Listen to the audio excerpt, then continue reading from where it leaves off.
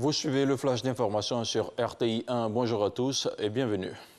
Le président de la République, Alassane Ouattara, a présidé jeudi une réunion du Conseil national de sécurité. La situation sécuritaire générale, l'évolution de la pandémie de Covid-19 dans notre pays et le déroulement de la campagne de vaccination contre cette maladie ainsi que la lutte contre l'orpaillage illégal sont les sujets qui ont été évoqués. Le chef de l'État a aussi saisi l'occasion pour condamner les attaques contre les positions des forces de défense et de sécurité dans le nord du pays. Pour revenir à la situation sanitaire, l'état d'urgence a été prolongé jusqu'au 30 septembre 2021. Le 245e anniversaire des États-Unis d'Amérique a été célébré en Côte d'Ivoire dans le strict respect des mesures barrières contre la pandémie à coronavirus. Une célébration en présence du couple présidentiel Alassane Ouattara et du Premier ministre Patrick Kachi.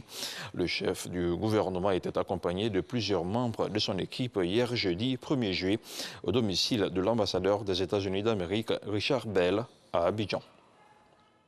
Les mareyeuses du débarcadère de Locodro viennent d'être formées aux bonnes pratiques d'hygiène et aux normes d'accès de marché.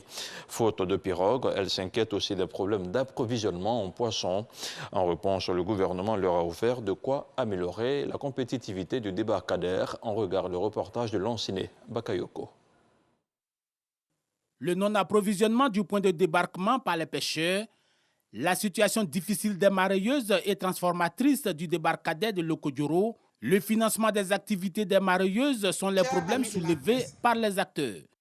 On voulait que l'État prenne son engagement pour faire converger les pirogues ici, pour que nous puissions avoir du poisson à mettre en marché. Que l'État nous octroie les 90 millions qu'il nous avait promis il y a 3 ans de cela aujourd'hui, pour que nous puissions avoir quand même quelque chose dans notre main pour pouvoir chauffer notre commerce. Parce que les pirogues même refusent de venir ici parce qu'ils disent que les femmes n'ont pas l'argent. Quand ils viennent avec leurs productions, il n'y a pas l'argent pour acheter.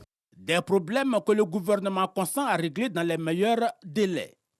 Elles ont effectivement besoin d'avoir une capacité financière renforcée, puisque le tonnage qui est débarqué ici peut, disons, dépasser leur capacité financière. Dans sa volonté d'améliorer les performances des mareyeuses, une session de formation est initiée. Cette formation porte sur les meilleures pratiques en matière d'hygiène et sur les normes d'accès au marché.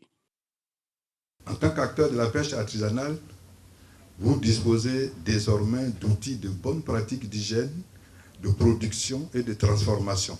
Vous venez de recevoir en effet de solides références sur le plan de la maîtrise sanitaire applicable au débarcadère de Locodro qui doit être toujours amélioré.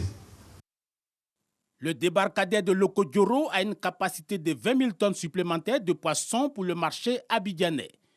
5 000 personnes travaillent sur le quai, dont 2 400 marins-pêcheurs et 1 600 mareyeuses.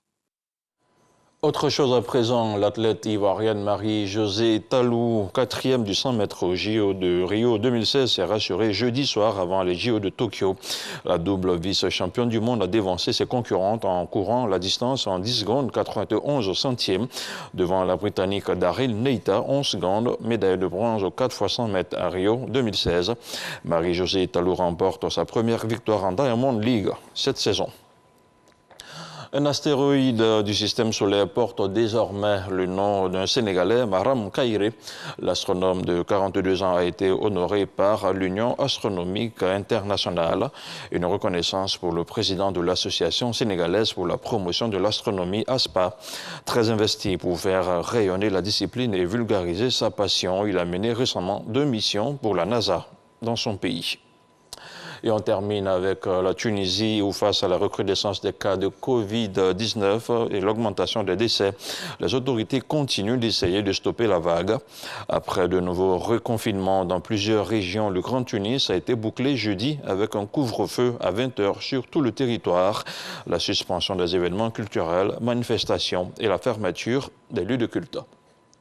Et voilà, c'est tout pour ce flash d'information. On se retrouve à 13 h pour la suite de l'info sur RTI 1.